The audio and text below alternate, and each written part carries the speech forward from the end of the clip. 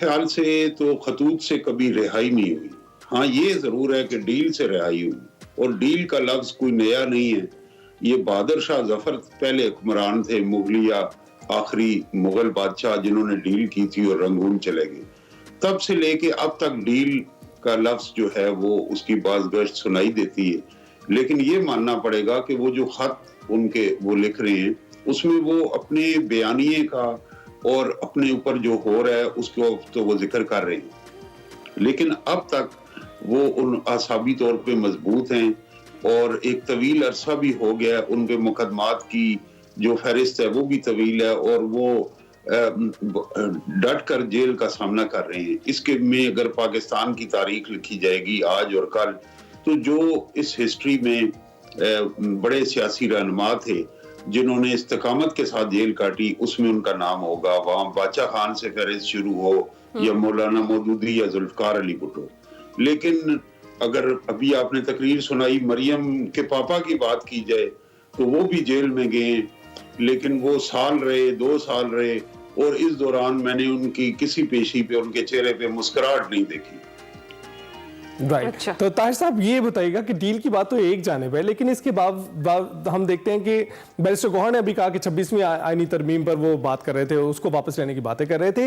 تو جہاں پر P T I کے جو کارکنان ہیں, رہنما ہیں, وہ تتر بتر دکھائی دیتے ہیں, وہیں پر ہمیں یہاں ایجنڈا بھی سکیٹرڈ دکھائی دے رہا ہے. کچھ سمجھ نہیں آ رہا ہے, کبھی ایسی ایران کی رہائی کا مطالبہ ہو رہا ہے, کبھی جوڈیشل کمیشن کا مطالبہ ہو رہا ہے, اور کبھی اب 26ویں آئینی ترمیم واپس لینے کا مطالبہ کیا جا رہا ہے. کچھ سمجھ نہیں آ رہی, کافی کھچڑی پکی ہوئی.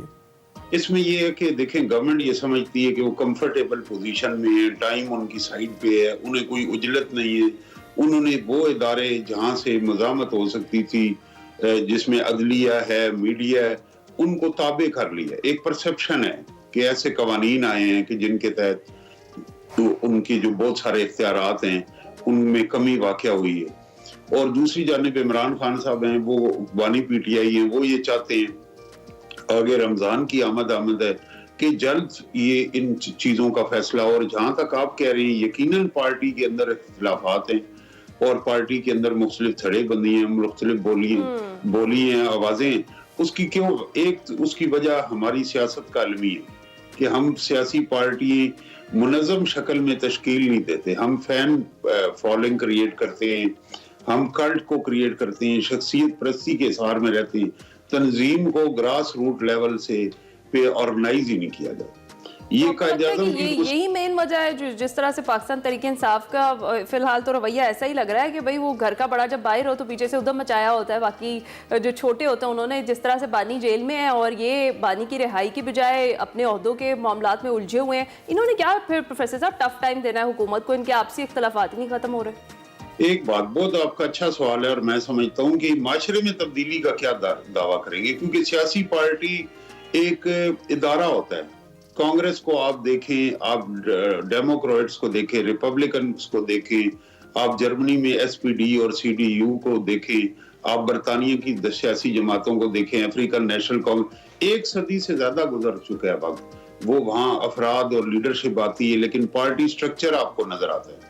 یہاں قائد اعظم کی مسلم لیگ سے لے کے عمران خان تک وہ آوے ہی آوے, جاوے جاوے, زندہ باد, مردہ باد, نیچے کچھ نہیں ہے.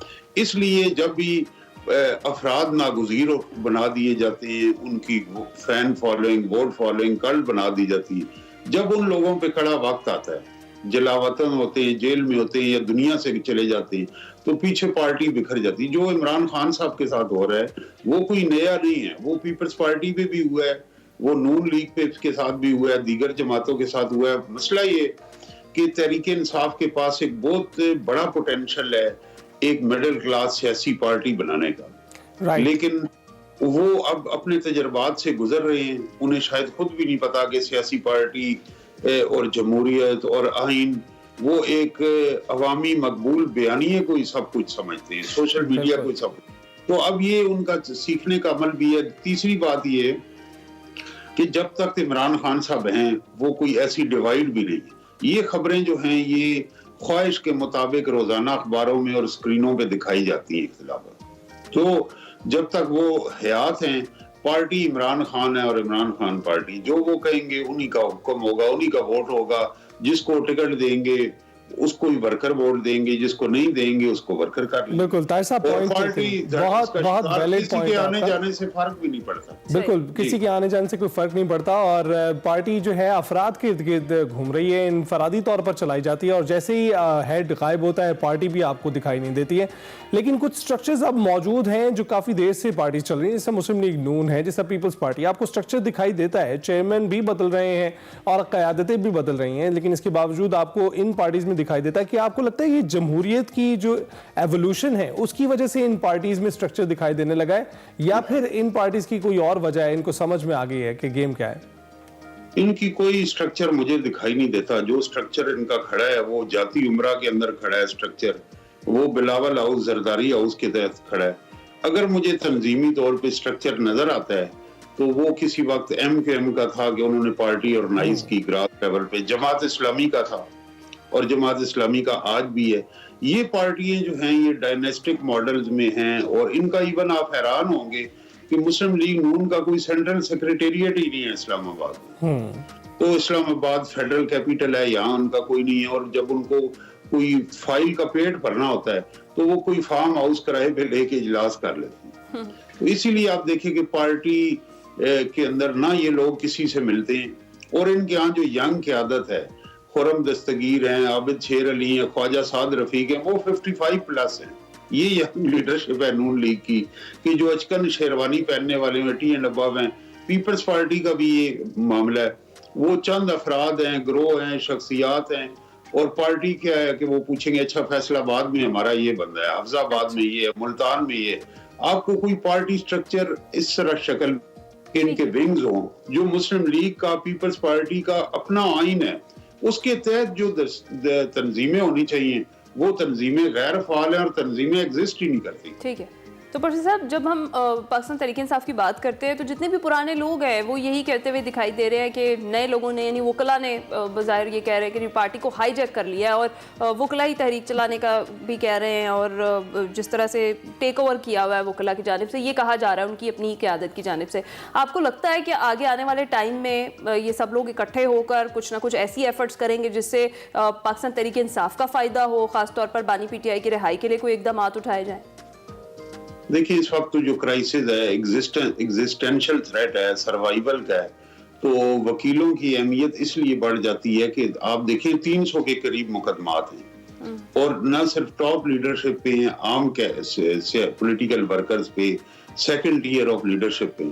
तो पार्टी स्ट्रक्चर ऐसा होता नहीं कि आप कितने सारे वकीलों को एंगेज कर सकें। आपकी जो लीगल टीम होती है पार्टी की, उसको फिर आप एंगेज करते हैं, और फिर जब आप इक़्तिदार में आते हैं या सेनेट की टिकटें होती हैं तो वहाँ दी जाती। ये आप देख लें आज़म नज़ीर तारट हैं, और इसी तरह नून लीग के साथ हो रहे, आज वो लॉ मिनिस्टर हैं। जरदारी साहब के बड़ी अच्छी लीगल टीम थी, वो सारी लीगल टीम जो है वो इसी तरह वो फिर कंपेंसेट हुए।